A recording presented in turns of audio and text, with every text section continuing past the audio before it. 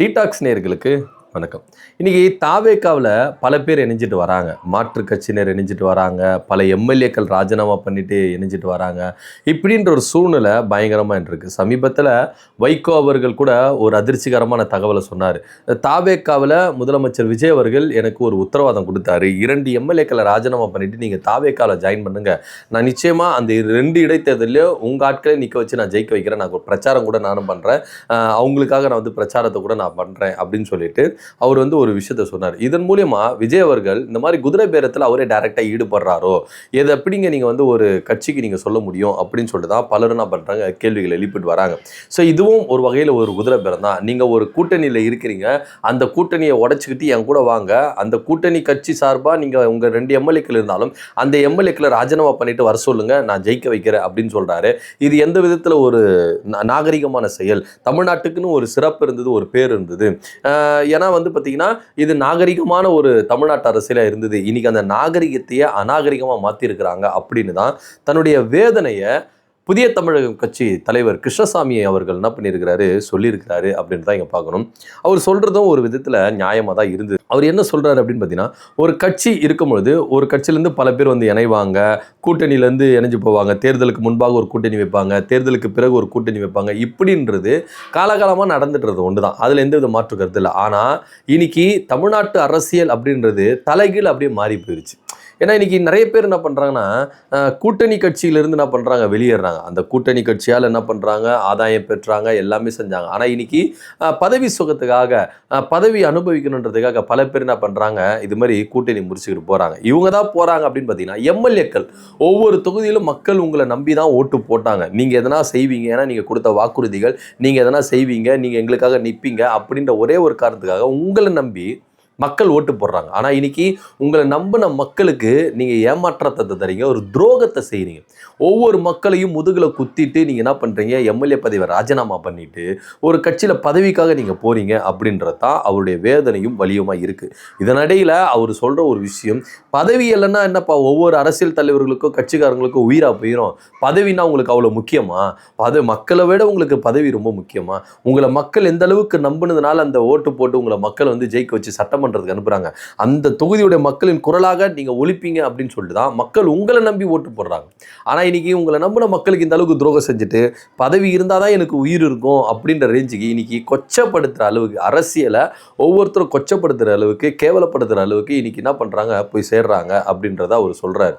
So இது வந்து, அதாவது நீங்கள் ஒரு கட்சி கூட்டணி மாறுறதா இருக்கட்டும், கட்சி தலைவர்கள் மாறுறதா இருக்கட்டும் அப்படின்றது நார்மல்.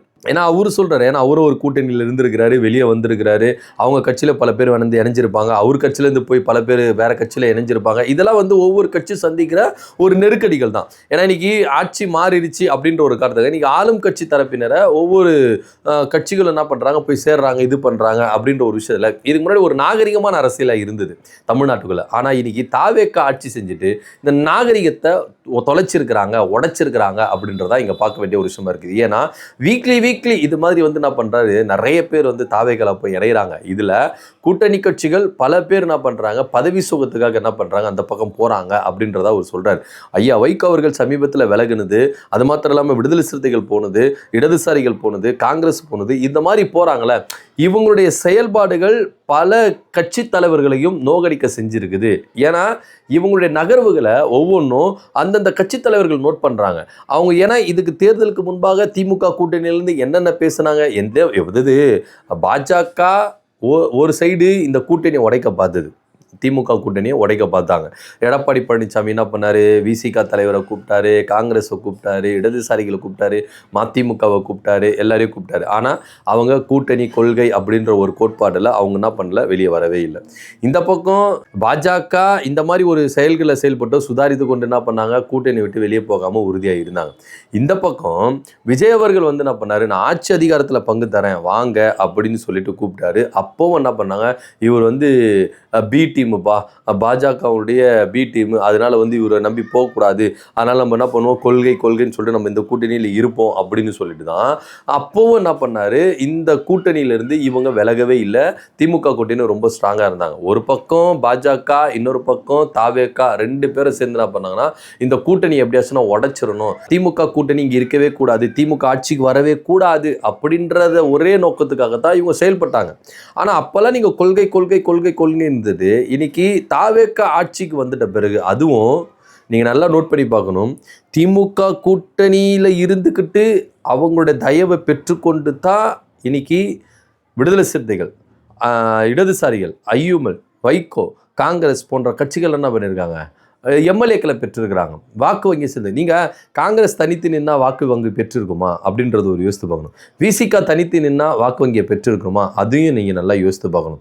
அப்போ உங்களுக்கு வாக்கு வங்கியெல்லாம் இருக்குது, உங்களுக்கு செல்வாக்கு இருக்குது, ஓட் பேங்க் இருக்குது, இடதுசாரிகளும் சேர்த்தா சொல்கிறேன், மதிமுகவும் ஐயுமேல் எல்லா கட்சிகளும் சொல்கிறேன், அவங்களுக்கு வாக்குகள் இருக்குது, ஓட் பேங்க் இருக்குது, நாங்கள் சக்தியாக மாறி இருக்கோம். அப்போது விடுதலை சிறுத்தைகள் 8 தொகுதி நின்றாங்க, ஏன் அவங்க 2 தொகுதியில் ஜெயிச்சாங்க, 6 தொகுதியில் ஏன் தோத்தாங்க அப்படின்றதுல, இடதுசாரிகளும் ஏன் வந்து தோத்தாங்க, அதே போல காங்கிரஸ் ஏன் தோத்துச்சு, இவ்வளோ விஷயங்கள் இருக்குல்ல.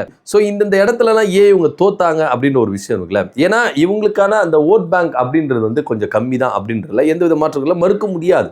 ஸோ இதெல்லாம் யோசிச்சு பார்த்தது. அது மாத்திரம் இல்லாமல் அதிமுகவிலிருந்து ஒரு 4 எம்எல்ஏக்கள் வந்து பிரிஞ்சு போகிறாங்களா, இதுதான் இந்த நாகரிக அரசியலிருந்து மாறுறது. இதுதான் பயமாக இருக்குது. தமிழ்நாட்டில் அடுத்த கட்ட லெவலுக்கு எப்படி எடுத்துகிட்டு போவோம். ஏன்னா இதுக்கு முன்னாடி ஒரு ஆரோக்கியமான நாகரிகமான ஒரு அரசியல் தமிழ்நாட்டில் இருந்தது. ஆனால் தாவேக்கா இங்கே ஆட்சி அமைஞ்சிட்ட பிறகு இந்த மாதிரி சதைக்கிறது இருக்குல்ல. இப்போ ஒரு அதிமுக அப்படின்ற ஒரு கட்சியை சதைச்சிட்டாங்க. இன்னொரு பக்கம் எம்எல்ஏக்கள் எல்லாருமே என்ன பண்ணுறாங்க, விலைக்கு வாங்கிட்டு இருக்காங்க. குதிரை பேரல் அப்படி இப்படின்னு சொல்லிட்டு என்ன பண்ணுறாங்க, விலைக்கு வாங்கிட்டு இருக்காங்க. இந்த 5 பேரும் அதிமுகலேருந்து விலகின 5 பேரும் தன்னுடைய தொகுதி மக்களுக்கு துரோகம் செஞ்சுட்டு தானே அங்கே போயிருக்காங்க. ஸோ இது இன்னைக்கு 6 ஆகலாம், 10 ஆகலாம், நாளைக்கு 100 ஆகலாம், இப்படின்ற ஒரு அச்சம் இருக்குது. எந்த அளவுலையும் எதிர்பார்க்காத அளவுக்கு இந்த இடைத்தேர்தல் இருக்கும் அப்படின்னு சொல்றாங்க. 10 கூட மாறலாம் அப்படின்னு கூட சொல்றாங்க. ஸோ பல பேர்கிட்ட இந்த மாதிரி பேசிக்கிட்டு இருக்கிறாங்க, ஒவ்வொரு எம்எல்ஏ கிட்ட பேசிக்கிட்டு இருக்கிறாங்க, என் கட்சிக்கு வாங்க அப்படின்னு சொல்லிட்டு ராஜினாமா பண்ணிட்டே வாங்க அப்படின்னு ஓப்பனாக பேசிக்கிட்டு இருக்கிறாங்க அப்படின்ற ஒரு குற்றச்சாட்டையும் கிருஷ்ணசாமி ஐயா அவர்கள் என்ன பண்றாரு, முன்வைக்கிறாரு. ஸோ இந்த மாதிரி ஒரு தமிழ்நாட்டுக்குன்னு ஒரு பேர் இருந்தது, தமிழ்நாட்டு அரசியலுக்கு. இத்தனைக்கும் இந்த தமிழ்நாட்டு அரசியலை இந்தியாவை கடந்து உலகம் முழுக்க பார்க்க வேண்டிய ஒரு விஷயமா இருந்தது அப்படின்னு தான் சொல்லணும். ஏன்னா கடந்த ஆட்சியில் இந்த காலை உணவு திட்டம் அப்படின்றது நாடு கடந்து போச்சு. ஸோ அப்படி பார்க்கும்போது நாடே வியப்பாக என்ன பண்ணுது, உலகமே தமிழ்நாட்டு அரசியலை கண்ணோக்கி பார்த்துட்டு இருக்கும்போது இந்த மாதிரி ஒரு நாகரிகமற்ற ஒரு அரசியலை முன்னெடுக்கிறது எந்த விதத்தில் நியாயம், இது தமிழ்நாட்டுக்கு நல்லதுக்கல்ல, தமிழ்நாட்டு அரசியலுக்கு ஒரு பேசும் பொருளாக ஒரு இடத்துல கொண்டு போய் வச்சிடறாங்களோ அப்படின்னு தாவேகா அரசையும் தாவேகா கட்சியும் குறிப்பிட்டு ஐயா கிருஷ்ணசாமி அவர்கள் இங்கே கருத்துக்களை முன் வச்சிருக்கிறாரு அப்படின்றதுல எந்தவித மாற்று கருத்தும் இல்லை. ஏன்னா தாவேகா மட்டும்தான் இந்த கட்சிகளை சதைச்சிக்கிட்டு இருக்கு, இந்த மாதிரி வேலைகளை செஞ்சுக்கிட்டு இருக்கு அப்படின்றதுலையும் எந்தவித மாற்று கருத்தும் இல்லை அப்படின்னு நீங்கள் சொல்லணும். இதை பற்றியோட கருத்து என்ன அப்படின்னு கீழே கமெண்ட் பண்ணுங்க. நன்றி, வணக்கம்.